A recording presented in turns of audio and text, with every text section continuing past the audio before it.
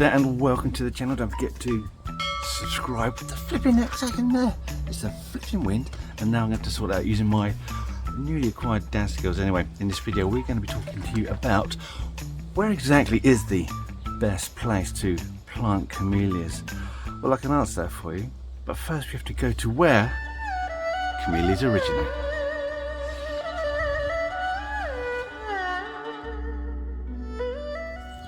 Pretty much every single camellia you will see in people's gardens or in your plant retailers are hybrids, and the camellia species which are the parents of these hybrids are only really found in South and Eastern Asia.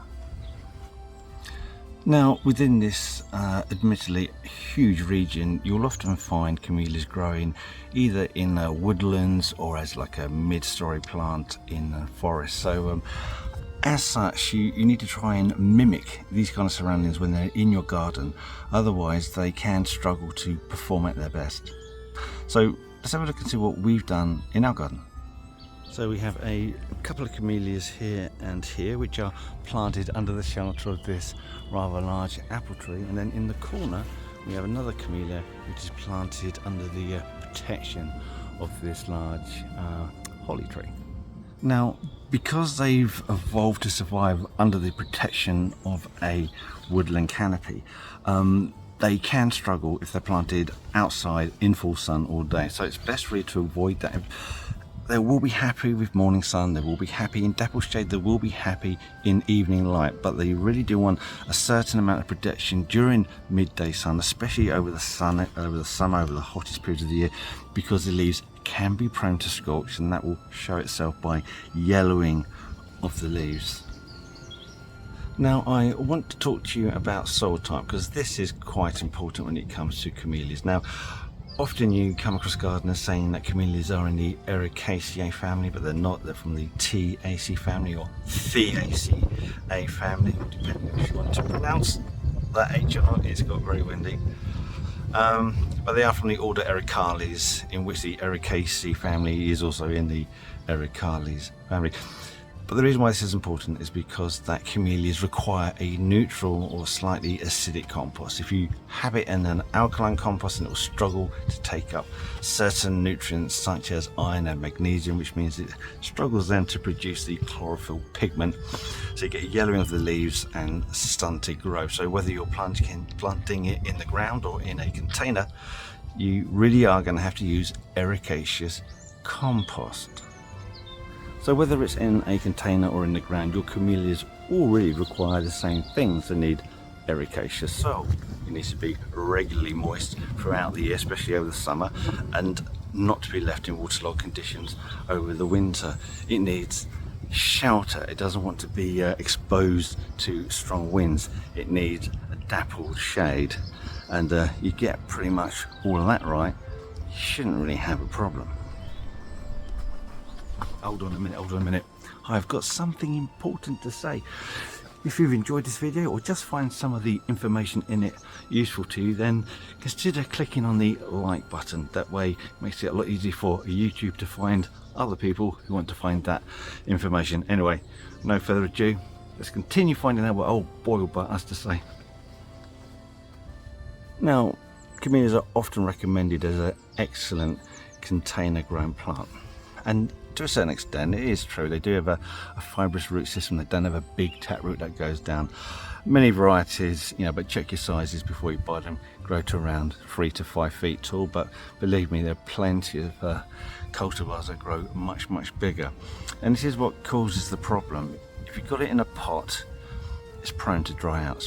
The larger it is, the more established it becomes, the greater the risk of these plants drying out. And as I said before, if they dry out, they become stressed and they can drop their flower buds, which means you'll get a shocking or none at all display come the spring.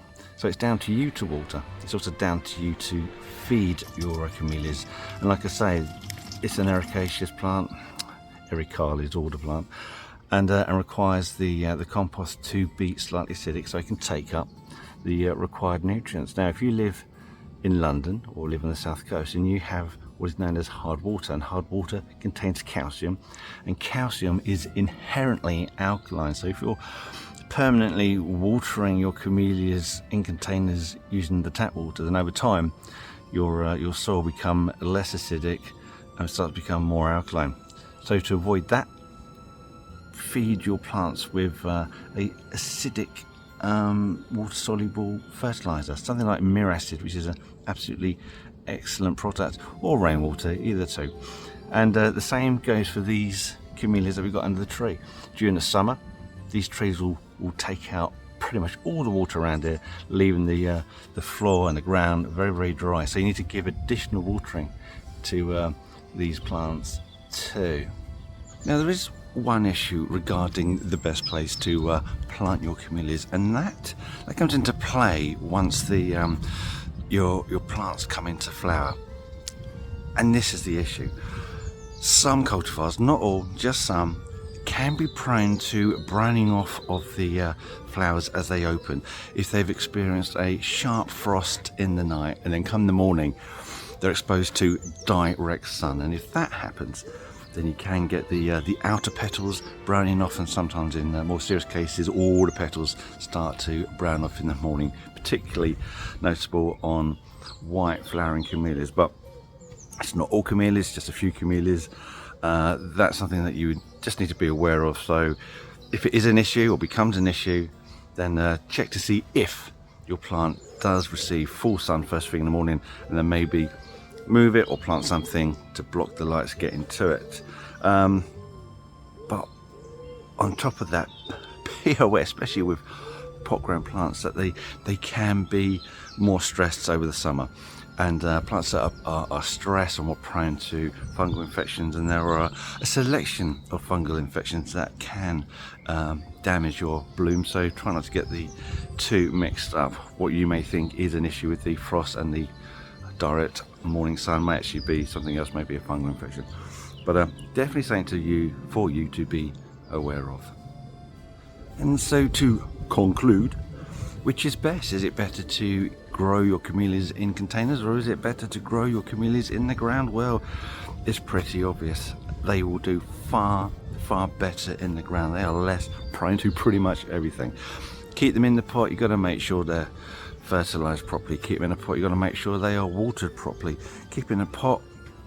They are more prone to drying out. They are more prone to heat stress. It's just one layer of rubbish on top of another layer of rubbish. If you can only keep them in the pots, then that's absolutely fine. You just got to do more work to maintain the condition. Try to avoid planting camellia varieties that grow too big, because it's just going to exacerbate, that's a good word, the problem. Anyway, if you've got anything that you would like to add to this, any great tips that you want to get out of your brain, then do so. Put those in the comments. We would love to hear from you. Anyway, thanks for watching. We'll see you in the next video. Goodbye.